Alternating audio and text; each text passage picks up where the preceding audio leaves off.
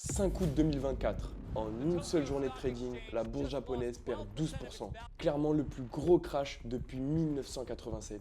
Pas de guerre, pas de faillite bancaire, pas d'épidémie. Juste la banque japonaise qui augmente ses taux de 0,15%. Et d'un seul coup, des milliers de milliards de dollars se déplacent en 48 heures à travers la planète. Et pour comprendre comment c'est possible, il faut comprendre un mécanisme. Et ce mécanisme, il s'appelle le carry trade. Et aujourd'hui, je te l'explique de zéro. Du coup, aujourd'hui, on va voir trois choses ensemble. La première, c'est qu'est-ce que vraiment le carry trading?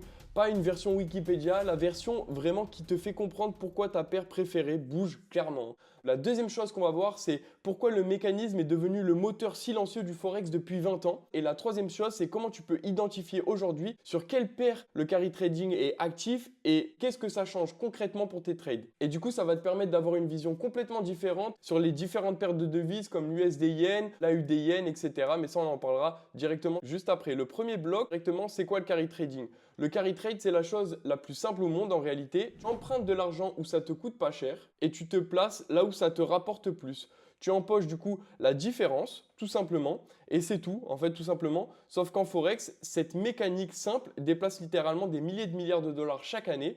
Exemple concret, par exemple, à gauche, aujourd'hui, tu peux emprunter du yen, donc là où ça coûte pas cher, comme je te l'ai dit, du coup à 0,75, parce qu'en fait, ces taux d'intérêt directeurs sont à 0,75, et tu peux du coup directement placer, donc placer où là, ça rapporte, là où les taux d'intérêt sont élevés, du coup, par exemple, chez le dollar, donc qui est à 3,75, et donc au final, tu vois que tu as un écart du coup de 3 points, tout simplement en fait 3% d'écart. Du coup, c'est comme ça en fait tout simplement que tu vas du coup pouvoir faire du carry trade. Je vais t'expliquer juste après ce que réellement ça t'apporte dans ton trading.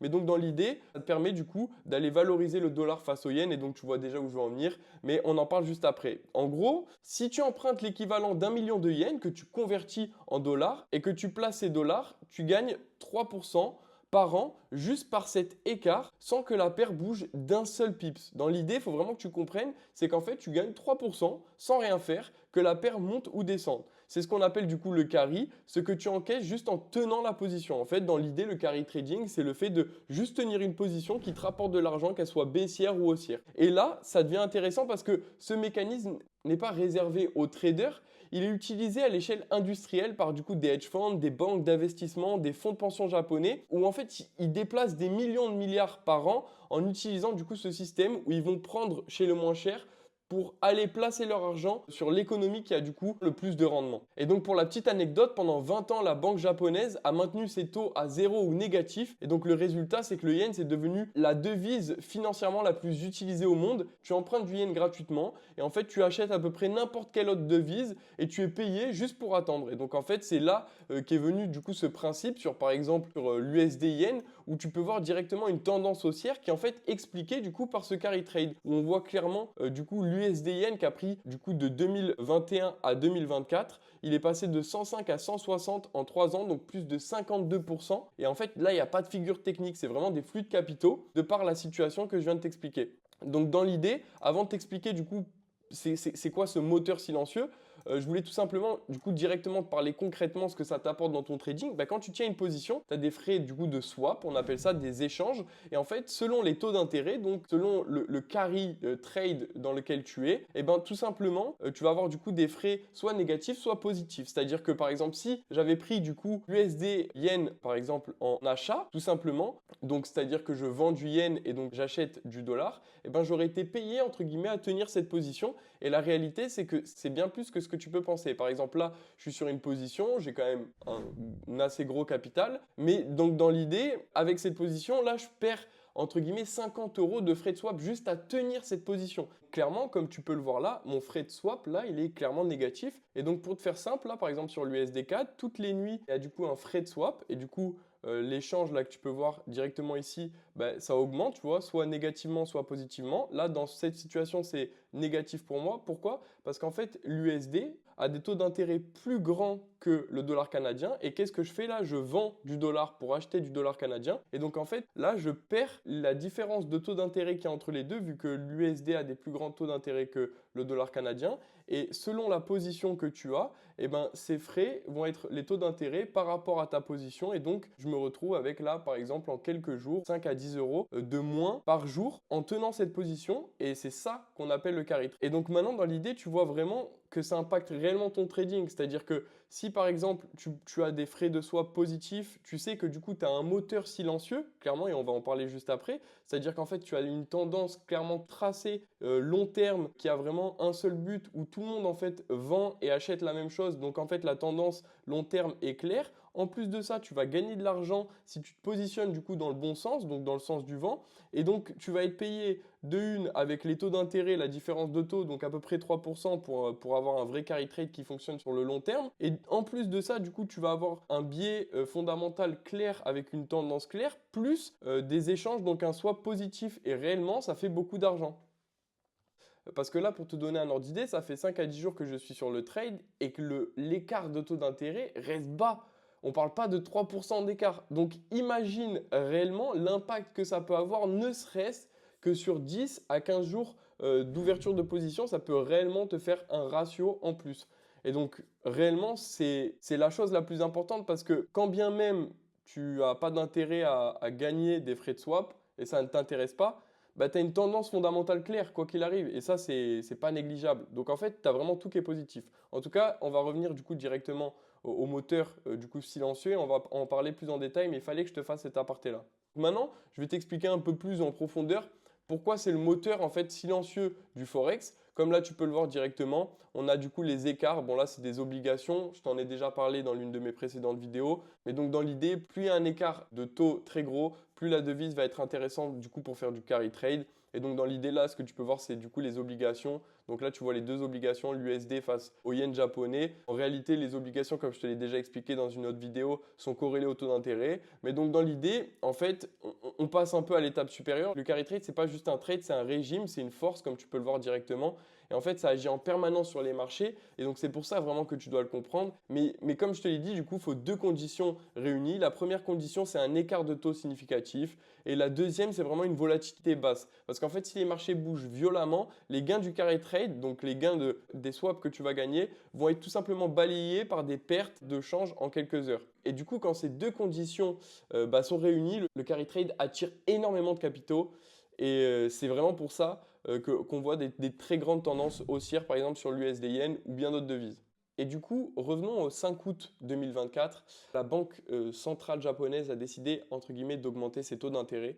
Et en fait, en réalité, qu'est-ce qui s'est passé? C'est qu'il y a eu tout simplement un signal fort auprès des investisseurs de l'ère du yen gratuit, entre guillemets, peut potentiellement être terminée. Et donc, en fait, toute cette situation due à ce carry trade effectué pendant des années a entre guillemets été bouleversée. Le marché a anticipé tout simplement une très grosse du coup peur sur les marchés d'une possibilité de yen beaucoup plus cher et du coup moins gratuit que ce qui n'est à présent. Et donc tous les énormes fonds de capitaux qui avaient investi dans ce genre de carry trade avaient tout simplement eu peur et ont donc directement décidé de vouloir déplacer leurs capitaux. Et donc tous les investisseurs se sont remis à clairement racheter du yen en pensant que ça y est, il allait ne plus être gratuit. Le marché a anticipé clairement et du coup a créé en 48 heures sur l'USD yen par exemple une chute de moins 8%. Ou sur le Nikkei par exemple à moins 12%. En une journée, la volatilité a clairement explosé. Et pourquoi moi je te raconte tout ça? Parce qu'en fait c'est exactement le mécanisme que tu ne vois pas sur les graphiques et qui pourtant réellement sont les fondements de toute la situation économique, de tout ce qui relie le trading. Et c'est réellement ça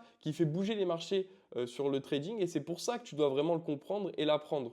Tant que tu ne comprends pas ce genre de flux, du coup, ton analyse technique sera toujours, entre guillemets, en retard. Donc maintenant, sans plus tarder, on retourne directement sur les graphiques. Et donc, maintenant, on va passer à, du coup, comment identifier un carry trade aujourd'hui.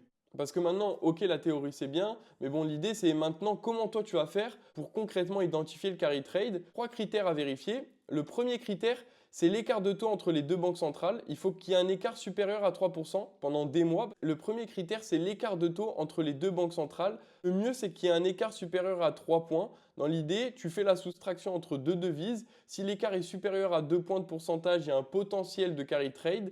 Mais on va dire que si il est supérieur à 3%, comme par exemple l'USD qui est à 3,75 aujourd'hui face au yen qui est à 0,75, il y a un écart de 3 points, il y a clairement un carry trade qui est actif. Mais il faut vraiment que tu comprennes que ça se fait du coup directement sur des mois. Il faut vraiment que l'écart reste gros pendant longtemps. Il y a d'autres exemples avec par exemple l'euro à 2,15 face au yen à 0,75. Il y a un écart de 1,4 points. Il y a un petit peu un carry trade mais c'est beaucoup plus faible. Et le deuxième critère va être la volatilité du marché. Dans l'idée, Là, je te fais très simple, c'est le VIX, donc ça te permet de voir, c'est l'indice de volatilité du S&P 500. Et donc dans l'idée, quand il est au-dessus de 25%, il y a une peur sur les marchés. Et donc en fait, le carry trade prospère quand les marchés sont calmes et il meurt quand la volatilité explose, tout simplement.